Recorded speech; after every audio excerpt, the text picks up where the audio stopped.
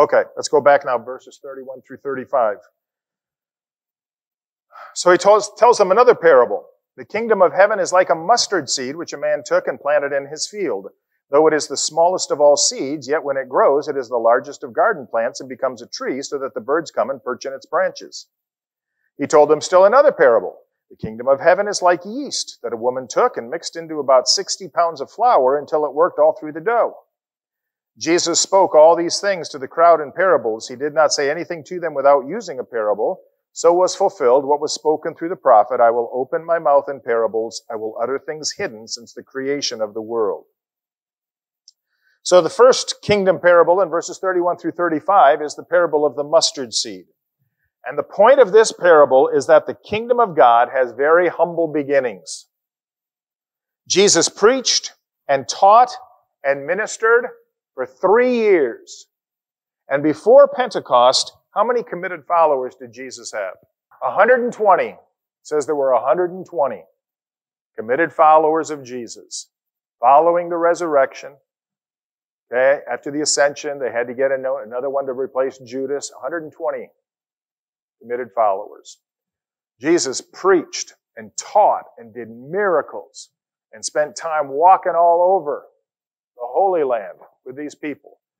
And after all that, you think being side by side with Jesus, right?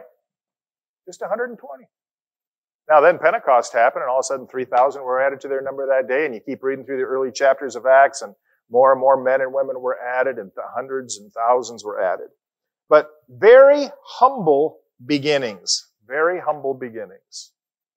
The next parable here is the parable of the yeast. Now, if you've ever baked bread, you get this parable, okay? I'm sure many of you are bakers, but the one that I know most for baking is Pam, okay? Pam, would you enjoy trying to spread yeast through 60 pounds of flour? No. No. Well, don't get out of shape concerning that amount of flour. Bread was the primary food back then. And so they would have a lot of flour, and they would have to work the yeast through that. So this isn't really out of bounds. But the point is that the kingdom spreads through all the dough. And what's the difference between bread made with yeast and bread not made with yeast? Yes, it's flat. And what about flavor? No flavor in bread made without yeast, right? Nope. So the idea here is that the kingdom of God is the yeast that spreads and it adds flavor, makes things better. All right?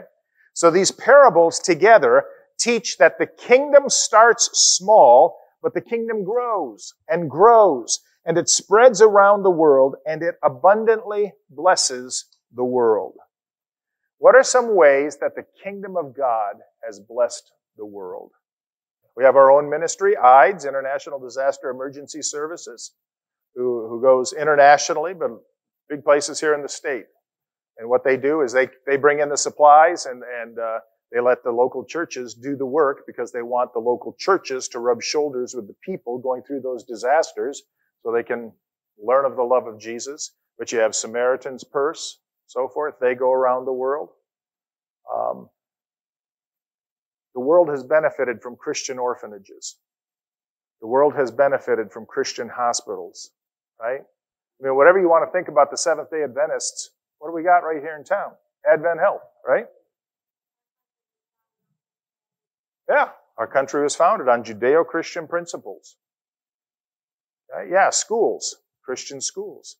Some of the most prestigious universities in the world started out as Christian education centers. Let's see, pregnancy resource centers, right? Clean water, okay? It's usually Christian groups and mission groups that are going into Africa and so forth and providing clean water for communities that don't have it. Several years ago, our church, for its Christmas offering, I forget how many animals it was, but who was it at that time? Compassion International. For so much money, you would buy sheep and you would buy chickens, and you would buy all of these things that would be sustainable, and they would send them to villages in Africa.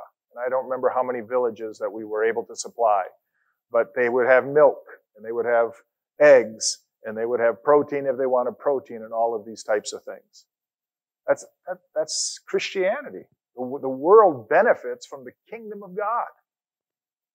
Now the world, if you point that out to the world, maybe the world doesn't want to hear it, but